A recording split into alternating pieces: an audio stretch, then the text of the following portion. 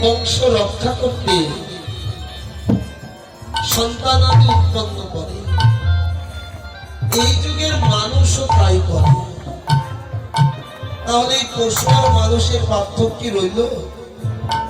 কোনো পার্থক্যই নেই। কিন্তু বিশ্ব বরেণ্য দার্শনিক প্রেম ভক্তির মহারাজ বলে যিনি খ্যাত পূজ্যপাদ শ্রী নরোত্তম ঠাকুর মহাশয় পশু আর মানুষের মধ্যে পার্থক্য জানিয়ে দিলেন। হে জগৎজীব, মানুষ সৃষ্টির শ্রেষ্ঠ জীব, কারণ নরতনু ভজনের মূল। এই যে নরতনু 64 লক্ষ জনি ভ্রমণ করি একাকিনী, এই নরদেহ বপুখানি কৃষ্ণ ভজিবার করে। তো পশু হরি ভজন করে না, কিন্তু মানুষই একমাত্র জীব যে কিনা হরি ভজন করে। এই সংসারবদ্ধ, মায়াবদ্ধ, কামনাবদ্ধ, ইন্দ্রিয় বৃদ্ধি করায় অত্যাচারে লিপ্ত করি দুঃখী জীবের কেউ যেন দুঃখ না পায়, সবাই যেন করুণাময় শ্রীকৃষ্ণ প্রেম ধনে ধনী হয়। সবাইকে কৃষ্ণ সুখে সুখী করতে গোলক প্রতিবার এলেন গোলকে।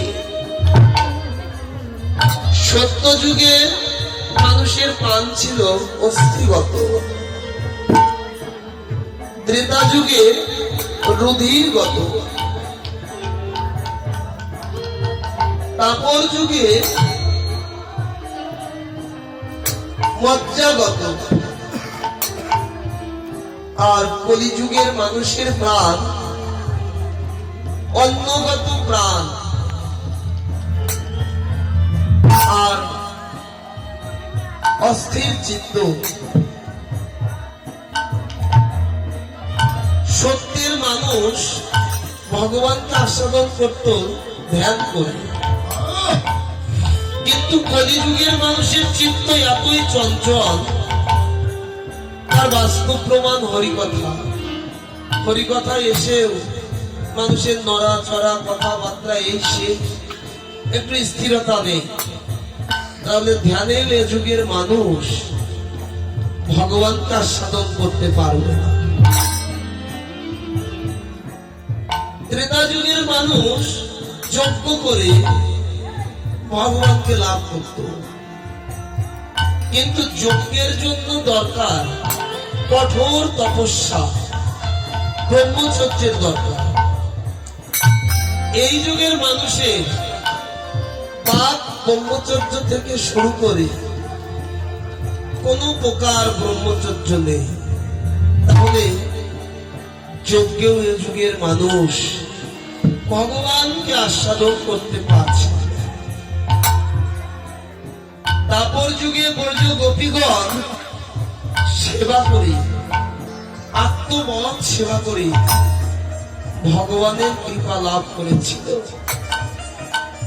কিন্তু কলিযুগের মানুষের হৃদয় এত সংকীর্ণ, এত ছোট, ছোট মন দিয়ে তো সেবা সুষ্ঠু সুন্দরভাবে হয় না। তার বাস্তব প্রমাণ পূজ্যপাদ ডক্টর ক্ষুদিরাম ঘোষ তার লেখা ছোট, তার লেখা বৈষ্ণব রসপ্রকাশ নামক গ্রন্থে বললেন, পূজারী পাথরের খোড়ায় কত 1400 লেচুপ্রে সাজিয়ে ভগবানে ভোগ নিবেদন করে। ভোগ নিবেদন করে দরজা বন্ধ করে একটি দুগ্ধবতী গাভী দহন করতে যে সময় লাগে ওই সময়টুকু বাইরে এসে ভোজন লীলা স্মরণ করে দরজা উন্মোচন করে যদি দেখে ভগবান সব খেয়ে ফেলেছে, পরদিন থেকে এ যুগের মানুষ ভগবানের ভোগও দিবে না।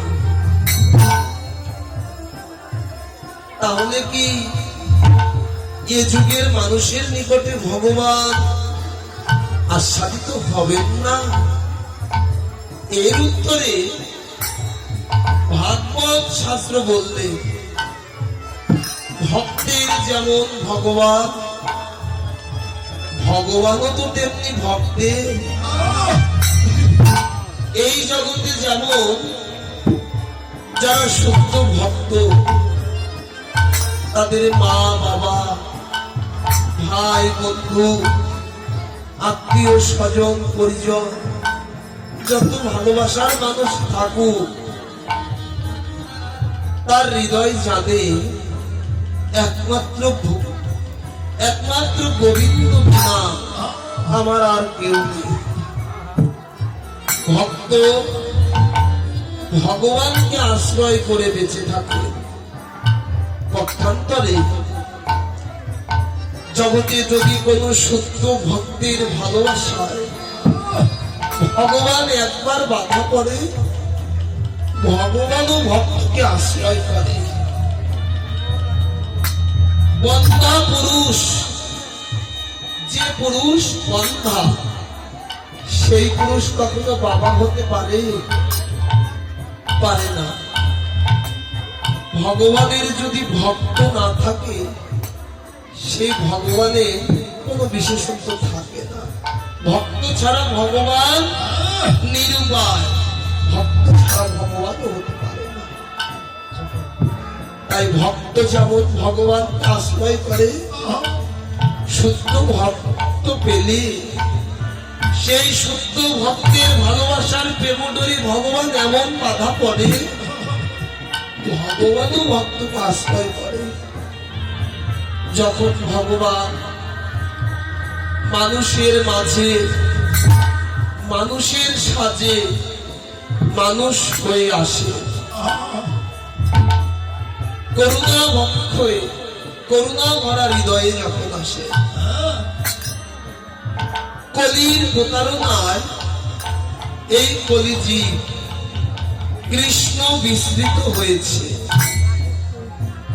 যেমন কোন সন্তান বড় হয়ে বিদ্যা বুদ্ধি বৈভব স্ত্রী পুত্র পরিজন ইত্যাদি ইত্যাদি লাভ করে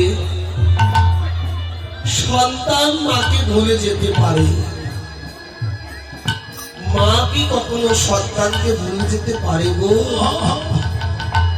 সন্তান যত কষ্ট দেয়, যত দুঃখ দেয়, আঘাত করুক, শত আঘাতে আঘাতে মায়ের হৃদয় বিদীর্ণ করে দিলে মা কখনো সন্তানকে ভুলতে পারে না। যত সময় পর্যন্ত পোড়াদেহে প্রাণ থাকে, মায়ের হৃদয় ছটফট করে তার পুত্র বদন দর্শন করার করে।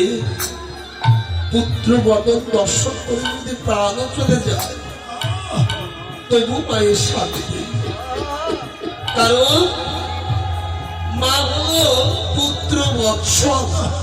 ঠিক তেমনি কলির প্রতারণায় কলিজীব ভগবানকে ভুলে গেলে ভগবান জীবকে ভুলতে পারে না। মা যেমন সন্তান বৎসল, ভগবান তো তেমনি ভক্ত বৎসল। কলিজীব কৃষ্ণ ভুলে গেলে কৃষ্ণ তো জীবকে ভুলতে পারলো না গো। ভুলতে পারলো না বলে এবার এলে করুণা অবতীর্ণ করল। করুণা ভরা বক্ষে মানুষের মাঝে মানুষের সাথে মানুষ হয়ে দাঁড়ে দাঁড়িয়ে গেলে, পথে পথে কাঁদলে, ওরে একবার বদনে হরি বল, হরি বল, একবার বদনে কৃষ্ণ বল। হরি বল, হরি বল।